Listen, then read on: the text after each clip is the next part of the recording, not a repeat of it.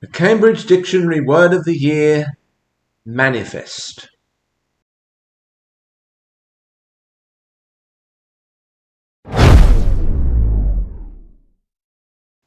Yesterday, at the time of recording this, the Cambridge Dictionary announced their word of the year for 2024, and that word was manifest. Manifest with the specific meaning of to dream or will something into existence, speaking your dreams into existence. Dua Lipa was quoted in The Guardian as saying, "Manifesting is a big thing for me. I stand very firmly in the belief of putting things into the world. Subconsciously, you just work towards them. Nothing's ever too big." Statements like "nothing's ever too big" really annoy me. They're crap, basically. You say that when you happen to be one of the 0.1% of people in the world for whom your big dreams happen to work out. And of course, we rarely, really never hear from the 99.9% of people for whom they don't work out. Yeah, I know, I'm a grumpy old party pooper. Having said that, of course, there's nothing wrong with visualizing the future that you desire.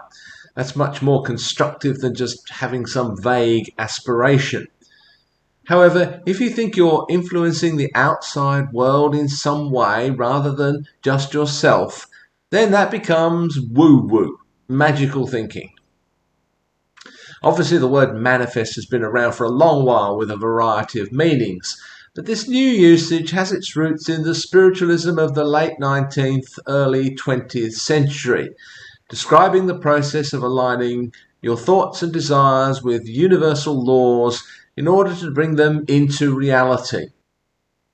In its current usage, it gained currency in books like Rhonda Byrne's The Secret, published in 2006, which explicitly framed manifesting as speaking and believing desires into reality through the law of attraction.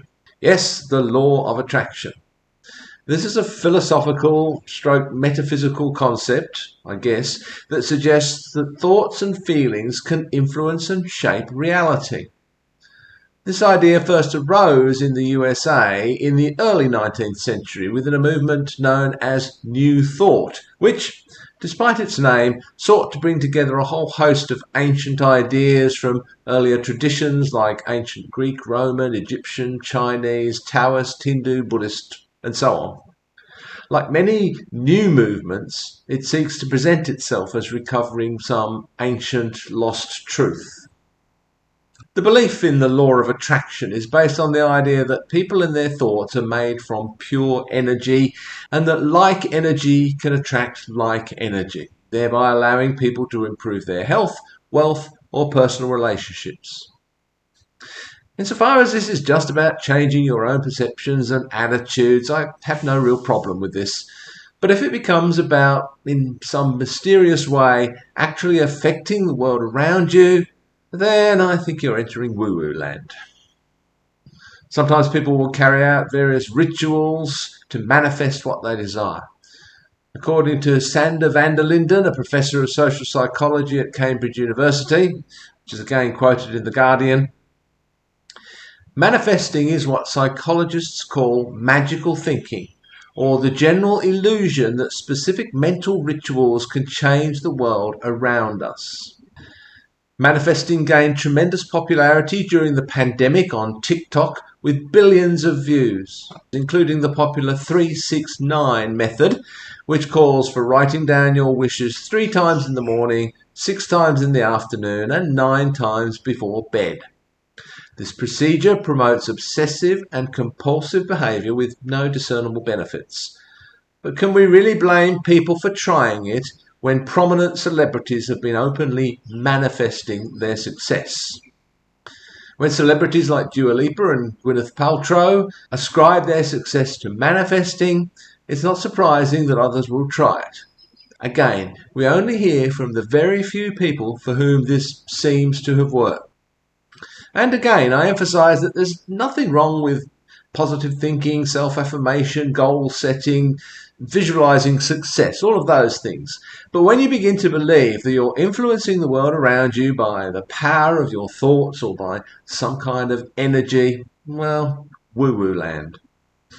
And of course, there will always be people out there making a quick buck out of showing you how to manifest anything quickly in just a few simple steps. It seems to me that the less traditionally religious our society becomes, the more people turn to these kinds of weird and wacky beliefs. Religious people would probably argue that people are trying to fill a hole in their lives that only belief in their particular God can fill.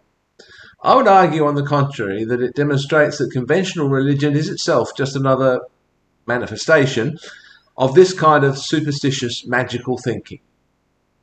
Even in an age which depends so much on science and rational thought processes in order to actually function, people will quickly turn to magical processes, maybe as a shortcut, maybe out of desperation, maybe as a way to try to seize some control over a world that seems out of control.